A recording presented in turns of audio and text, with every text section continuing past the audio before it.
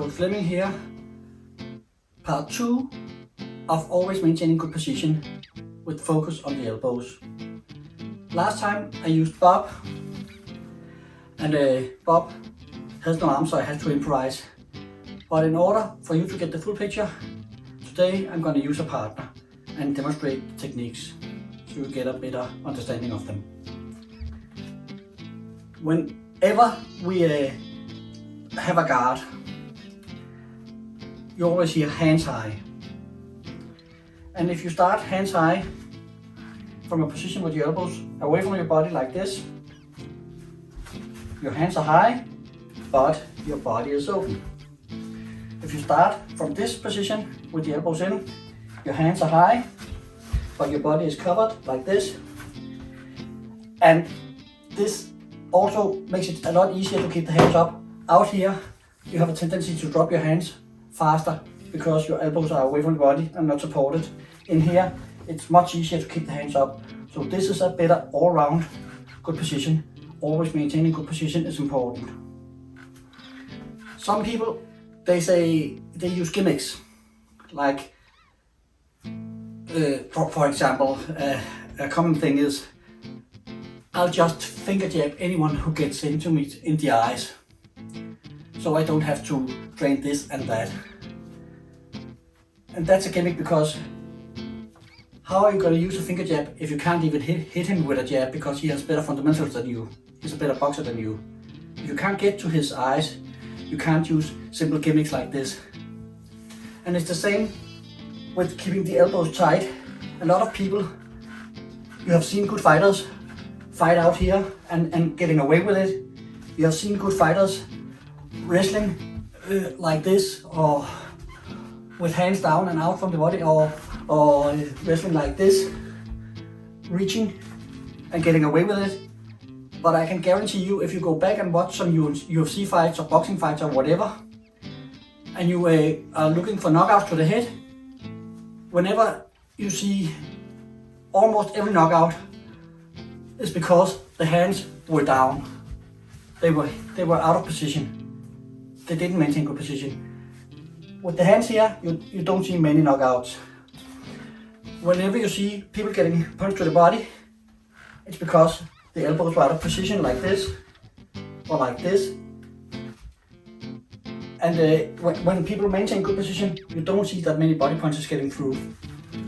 And when you see grapplers reaching for the opponents like this, then you see the other guy, if he knows what he's doing, having an easy time winning the hand fighting position and getting bodylocks and getting to the legs and getting whatever. Have you ever seen a wrestler come in like this in a freestyle wrestling, for example, come in like this and win? Of course, but that's because he was on another level. You're not gonna get away with it, so it's better to maintain good position. When you maintain good position, then you are protected with maximum efficiency. And I always say, you have to be able to fight within the rules before you are allowed to break the rules. You have to be able to win within the rules before you're allowed to break the rules. And that's because when you fight within the rules, that means you're using strong fundamentals you have learned the right way. And then when you can win with using strong fundamentals, then you can maybe begin as a superior fighter to think, I'm gonna drop a hand and bait him, or I'm gonna reach because I know what I'm doing and I know he's not in position to take advantage of me. But until you have strong fundamentals and have learned to fight within the rules and win within the rules, then with me as a coach, you're not allowed to have bad position and bad form. You're going to fight from a good position at all times.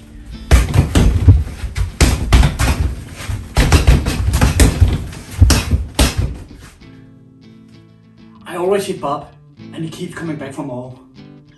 Why is that? Short answer, he likes it. If you like this video, you should come back for more too. And the best way to do that is just as quick as a 1, 2, hit like, hit subscribe. It actually helps the YouTube algorithm and that helps me to make more videos for you. And as you are enjoying this content, don't forget to share it with your friends so they can enjoy it with you. I appreciate you. Here's what you have to do.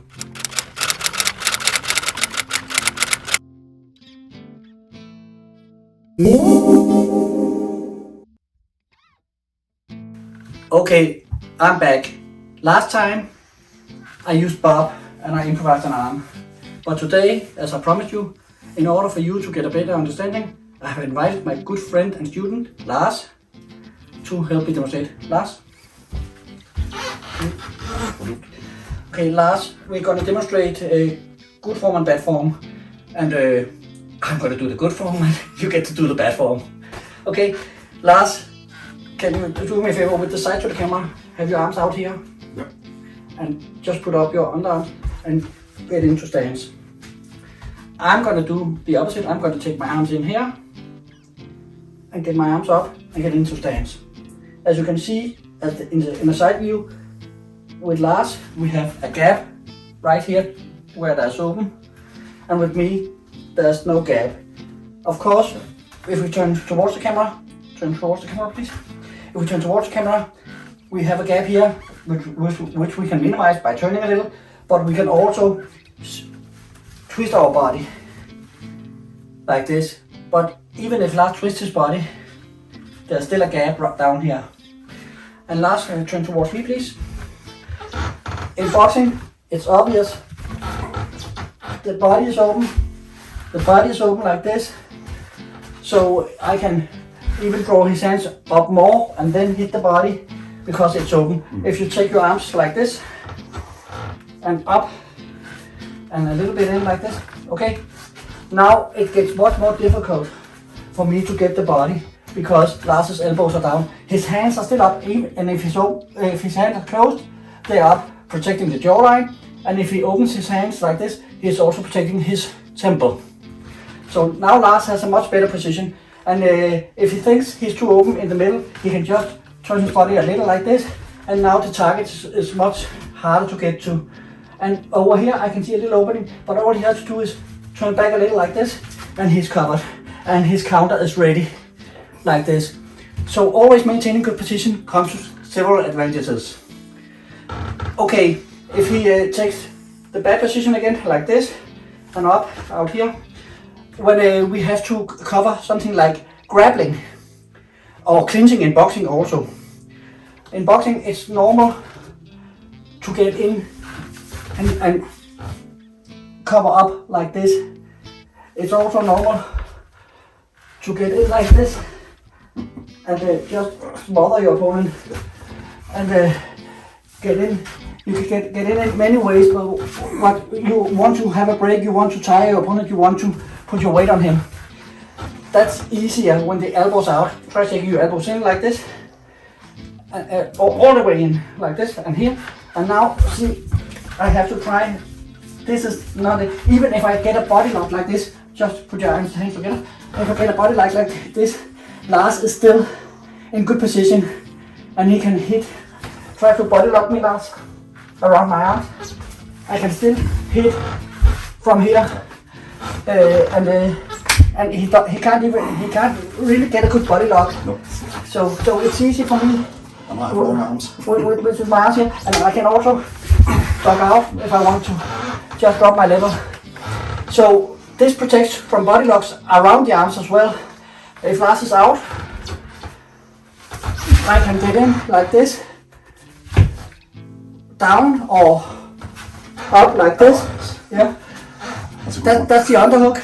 Yeah, and if he's out, I can get the overhook as you saw before. Yeah, and in MMA, like this, or in boxing, like this. Okay, so that's not good. I can also, if Lars is out, do this. Surprise. Yeah, and this is simply putting my fists above his arms, going down and connecting. And I can get armdrags like this. So with Lars is out, my grip fighting gets a lot easier. Yeah. get your arms up again, and I can get Bodylocks like this under his arms, which is more difficult for Lars. When his arms are in, all of this becomes much more difficult for me. Look, this arm, it frames me easily, and the elbow is still in. So it's not like he's, if Lars, if I want to close the distance, I want to get grips with Lars. I don't want to reach. I don't want to reach like this. If I want to get in, I will use footwork, and then I will try to get my grips, my grip fighting. However it is whatever I want to do, I will use my footwork to get in, and I will use my footwork to get grips like this if that's what I want. So don't reach. Don't have your elbows out. And as I said earlier, once your elbows are in, close like this, the hands up is easy. Dropping the hands here is not natural. Dropping the hands here is very natural. They become hip. Yeah. So always maintain good position. That's what I want to convey. And it leaves you with advantages for boxing, for 52 blocks, for grappling, for kickboxing, karate, MMA, whatever. Elbows tied to the body is a good fundamental thing to have in your arsenal. And that's how you have to start. Once you know, imagine I was fighting my 8-year-old little brother. Could I have my arms out here? Of course I could. It wouldn't change the thing. So if you know your opponent is way lower in the hierarchy than you and don't have the technique, don't have the ability, then you can break some rules, but you can also maintain the rules and still win. Always having good discipline, always having the elbows in, always having the hands high, and then using footwork to get in and out and fighting from there. Don't give your opponent the chance to clear your arms. Don't give the opponent the chance to get in. This is difficult because Lars' arms are in. Don't give this opportunity. So why would you give away free chances? It's like people boxing like this. You see it all the time, and they get knocked out, and they deserve to get knocked out because their hands wasn't up, their arms wasn't in. So maintain good position. That's what you have to drill into your mind. Always maintain good position. Always maintain good position, and it starts for me with the elbows. Of course, it's a balanced stance. I'm in balance, and I have my hips under me, and I'm able to move. But the defense on top, elbows. That's where it starts. Hands high. That's number 2. If you want to stop a takedown, a lot of people say, "Oh, sprawl and brawl. All you have to do is sprawl." But there's so much more before that. If my hands are in and Lars is out here, the first thing I have is my mobility to stop the takedown. That's the first line of defense in boxing as well. The second line of defense is level change. If Lars changes his level to shoot in, to go down, I go down with him, and like this. The third is if he gets under me, I can use my head to stop him. The fourth is if he gets under me again, I can use my forearms because they are in here and I'm not reaching. And the last effort would be sprawling on top of him, throwing my body over him. You don't go to sprawl as number 1. You have movement, level change, head and arms to help you first. And it's the same thing in boxing. You don't just, whenever he's punching here, block and stand.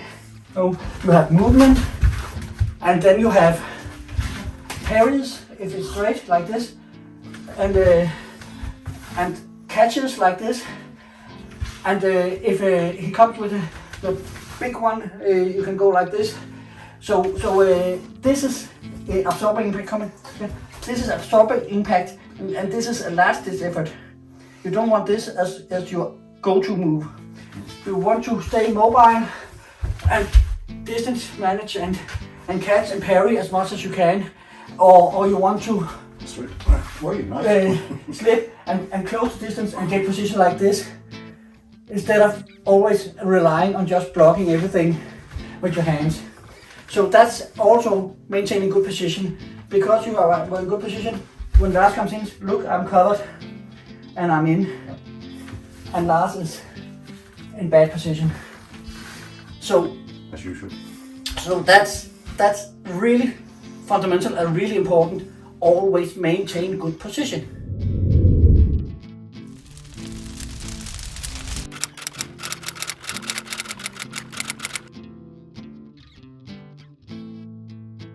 Okay, the last thing I want to say is, last time, you can join me here if you want.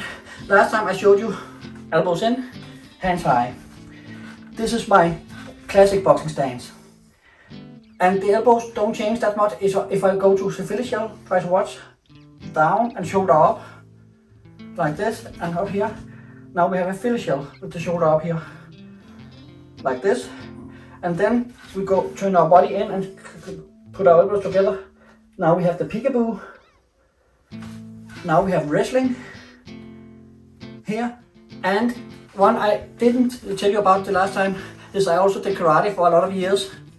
And how do we, what's the stance we use in karate?